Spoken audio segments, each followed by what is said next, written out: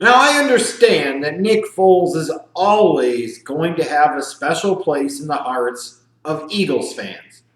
He earned it, deserved it, based off of just what happened last year in that playoff run for the Eagles.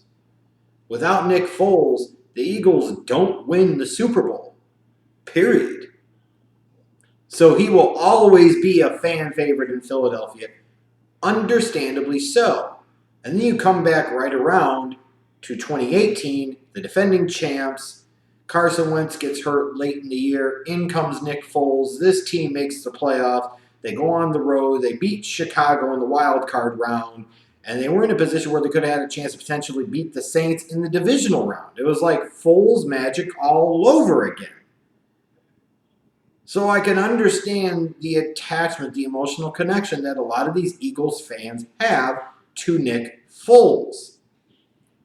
And when you do look at the Eagles, there is a decision to make, in theory, what you're going to do with the quarterback situation. Carson Wentz, the guy they gave up a ton to move up for in the 2016 draft. 3 years into his career, he's shown you some promise, but he's also had some injuries that make you concerned about his long-term viability as the face of the franchise, especially knowing in another year or two you're going to have to stare down the barrel of potentially having to give Carson Wentz a shit ton of money.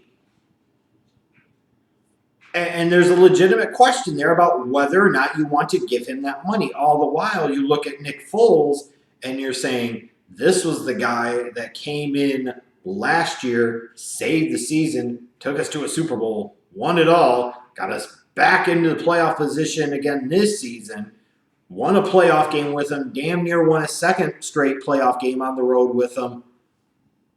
You look at it and you're like, maybe Nick Foles is the guy. Maybe that's the guy you want to get behind long term. Maybe Carson Wentz isn't all of that.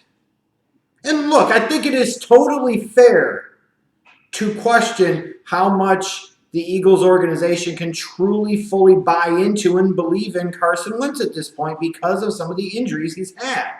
ACL tear, broken bone in, his back? I mean, these are not small, minor injuries. These are major, significant injuries, and he's had major, significant injuries impact his ability to finish the last 2 seasons. And regardless of talent level, regardless of statistical performance, anything like that, the simple fact of the matter is that is a significant concern because the number one most important thing above all else that a franchise quarterback can have, let alone elite quarterback can have in the NFL, is the ability of availability. And right now there are significant concerns about whether Carson Wentz has that. But now we're getting into the real stupid season of overreaction. Fans are doing it, and even worse, you've got many pockets of the NFL media that are doing this too. Talking about maybe, just maybe, the Eagles should trade Carson Wentz and keep Nick Foles. The simple answer to is if they should do this is fuck no! You just don't do that. I guess all with it. Dipstick Nick Wright. Sit there. I know he's not an NFL guy. He shouldn't even be taken seriously as an NBA guy, but he is. Whatever. Tweeted, the Eagles trade Carson Wentz. The Giants give up a 2019 first rounder and a 2020 third rounder. Who says no to that deal? It was something to that effect. Oh, you stupid fucker, the Eagles do!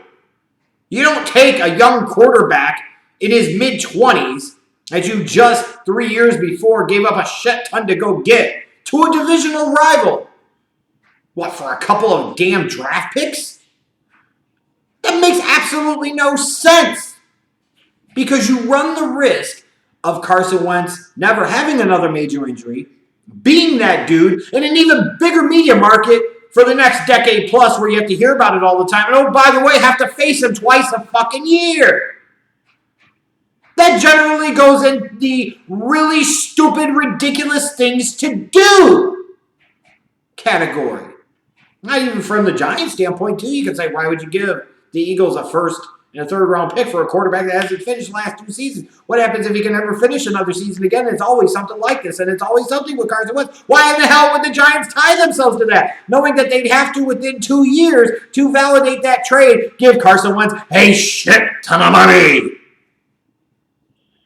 This is where overreaction runs amok, and we get this level of stupidity. Now, some of you might say, well, the Eagles once traded Donovan McNabb within the division to the Redskins because they knew Donovan McNabb was washed up and the Redskins weren't very good. So the combination of it, they knew it was going to be a disaster. That's why they made that deal. It was Donovan McNabb, after a decade plus in the league, at the tail end of his career when he was clearly washed. This is not Carson Wentz 3 years in, who has had some big-time performances in the NFL, who was an MVP candidate last year. And this year, even though the Eagles didn't perform quite as well, statistically, he was much better. No! And this whole thing of, we could just wave a magic wand and trade Carson Wentz and keep Nick Foles, ignores the fact that the Eagles are already, as we're talking now, about $13+ million over the salary cap. So if you trade away Carson Wentz, that is not going to create that level of cap room. And then if you're going to trade away Carson Wentz, you're going to have to tie yourself into Nick Foles for 3, 4, 5 damn years for a shit ton of money when you already don't have that money available under the salary cap. This is where fantasy vastly departs from reality. Not to mention the fact that when you talk about Nick Foles, both in 2017 and in 2018, yes, there are times where he's great, but these are very small sample sizes. And let's not forget that in that wild card game against the Bears in the first half, he was mediocre at best. We forget about the 2 interceptions he threw because in the second half, he played a little bit better and the Bears defense started shooting itself in the foot a little bit. And even then, the Bears were still in a position to win that damn game at the end. And this is the same Nick Foles we want to talk about how great he was now. This is the same Nick Foles that started the season for the Eagles, wasn't very good, and everybody was quickly campaigning for Carson Wentz to start. Make up your freaking mind here. How ridiculous it is to think that you would trade away Carson Wentz to keep Nick Foles, who you would then have to pay a shit ton of money when your team is already over the freaking salary cap. Especially in today's league, where you want to have that young quarterback on that rookie contract because it saves you so much in salary cap space. Why in the hell would you want to take that away from yourself before you absolutely had to? You have at least 2 more years before you have to make that decision ultimately on Carson Wentz. Why make it any sooner and take a guy like Nick Foles, who 2 years ago wasn't even in the damn league? This is so dumb. Have your opinions on Wentz if you want, that's fine. Perfectly valid and legitimate.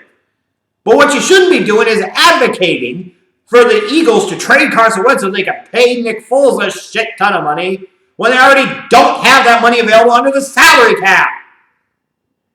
That just makes no fucking sense at all. And I assure you and promise you of this, if the Eagles were stupid enough to do it, Eagles fans and that organization would rue that decision for years to come.